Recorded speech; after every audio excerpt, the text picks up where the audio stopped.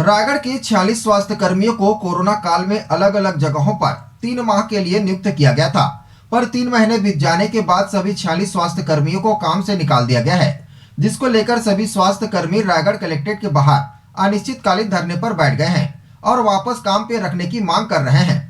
कोविड-19 के समय रायगढ़ के 46 स्वास्थ्य कर्मियों को अलग अलग जगहों पर नियुक्त किया गया था, पर नियुक्ति के समय इनकी समय अवधि 3 महीने की बताई गई थी और 3 महीने बीत जाने के बाद इन सभी 46 स्वास्थ्य कर्मियों को काम से निकाल दिया गया है, जिस कारण इनके पास रोजी रोटी की समस्या आन पड़ी है और सभी को वैक्सीन लग रहा है, पर इनको अभी तक वैक्सीन नहीं लगाया गया। वैक्सीन लगाने की भी मांग इनके द्वारा की गई। इसकी गुहार उन्होंने सर्वप्रथम सीएचएमओ के पास लगाई, पर कोई हल नहीं निकलने से इन्होंने अपनी गुहार छत्तीसगढ़ मंत्री उमेश पटेल, रायगढ़ विधायक प्रकाश नायक के पास भी लगाई, पर वहां से भी इन्हें निराशा ही हाथ लगी। थक हार कर कल सभी स्वास्थ्य कर्मी रायगढ़ कलेक्ट्रेट के बाहर अनिश्चितकालीन धरने पर बैठ गए और वापस काम पे रखने की मांग और टीकाकरण की मांग करने लगे। इनके आंदोलन को उस वक्त और भी बल मिल गया जब इनका समर्थन करने मौके पर ही भाजपा के वरिष्ठ नेता व पूर्व कलेक्टर ओपी चौधरी व गुरुपार भल्ला पहुँचे। ओपी चौधरी ने तत्काल इसकी जानकारी उच्च अधिकारियों को दी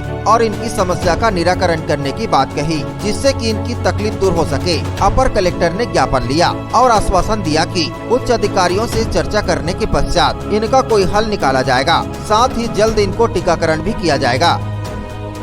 को नौकरी से निकालने के लिए सूचना दिया गया है और मेडिकल कॉलेज हमारा सेंटर बंद हो गया कोविड-19 कोरोना वायरस, और सीएमओ जी के पास गए थे तो 25 तारीख को हम लोगों को बहाल करने के लिए बोले हैं कि आपकी ज़रूरत नहीं है और आपको नहीं रखा जाएगा, जबकि हम लोग अपने कोविड-19 कोरोना काल में सभी पेशेंट के लिए अपने जान को जोखिम में रखते हुए ड्यूटी किए हैं। अपने माँ बाप, अपने घर परिवार सबको छोड़कर जिस समय बंद दरवाजे में सब लोग छुप रहे थे अपने जान को बचाने के लिए, ऐसी स्थिति में हम लोगों ने अपने कितनी की संख्या में आप लोग निकाल दिए गए काम से? 45 जन का। इससे पहले भी कहीं आप लोगों ने आंदोलन किया, ज्ञापन दिया है? हाँ, यहाँ सीएचएमओ में दिए हैं, उमेश पटेल जी के पास दिए हैं, ओम प्रकाश जी के पास दिए हैं। क्या आश्वासन मिला वहाँ से? वहाँ से बोल रहे हैं कि हम लोगों के पास बजट नहीं है, आपको निकालेंगे ऊपर से आदेश है वित्त मंत्रालय से, और कहीं से कोई अभी आप लोग हड़ताल में बैठे हैं, मान लीजिए आप लोगों की मांगे पूरी नहीं होगी, क्या करेंगे आगे आप? आगे कुछ सोचेंगे, देखेंगे कि हम लोगों के लिए कोई मदद करने के लिए सामने आ रहे हैं कि नहीं आ रहे हैं। और जो कोविड-19 कर्मचारी हैं, देखिए, जब कोरोना अपने चरम पर था, सब लोग अपने अपने घरों में बैठे हुए थे और रेगुलर कई सारे कर्मचारी काम नहीं कर रहे थे, उस समय ये हमारे साथी हैं जो कि कोरोना में स्वच्छता कर्मी के रूप में काम किए, और न केवल स्वच्छता के बल्कि अन्य प्रकार के सभी प्रकार का काम करके वहाँ पे व्यवस्था को संभाले थे। अपने जान से खेल कर इन्होंने व्यवस्था संभाला था। ये केवल करीब 46 लोग हैं हमारे रायगढ़ जिले में। अन्य जिलों में भी जिस तरह से भर्ती किया गया था उनको कहीं न कहीं सेटल किया गया है, उनको एडजस्ट किया गया है, लेकिन हमारे यहाँ इनको बिल्कुल बेरोजगार कर दिया गया है। ये अत्यंत दुर्भाग्य की बात है। इसलिए हम कलेक्टर साहब के माध्यम से सरकार से, कांग्रेस सरकार से निवेदन करते हैं कि इनको तत्काल सेटल किया जाए, पहला मांग। दूसरा, अन्य अत्यंत अमानवीय पक्ष है कि सभी हेल्थ वर्कर्स को कोरोना का वैक्सीन लग चुका है, और जो अपने जान पे खेले थे शुरू में, उनको अभी तक कोरोना का वैक्सीन नहीं लगा है।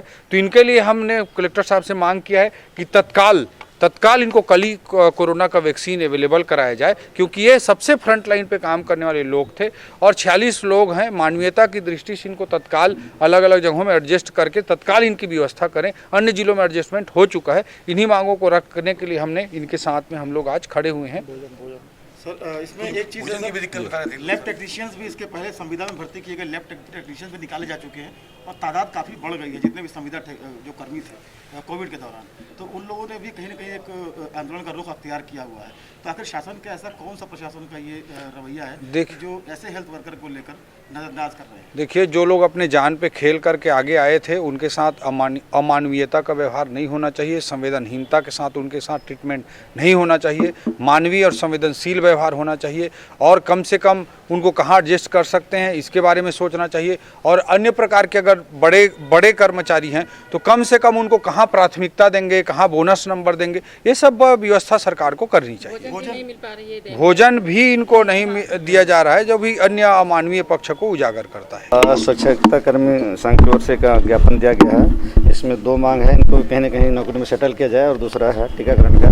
तो टीकाकरण तो जल्दी हो जाएगा और नगर निगम और सीएमएचओ से चर्चा करके इसके सेटलमेंट करने की व्यवस्था करेंगे। भोजन को लेकर खुराक कम कर दिया गया है, ऐसा कुछ बता रहे नहीं, हैं। भोजन तो जितना मात्रा में देने का उतना मिलना चाहिए, कम तो नहीं किया जा सकता, तो उसके लिए भी कार्रवाई करेंगे, उसको पर्याप्त मात्रा में भोजन मिले। रायगढ़ से सुरजीत कौर की रिपोर्ट,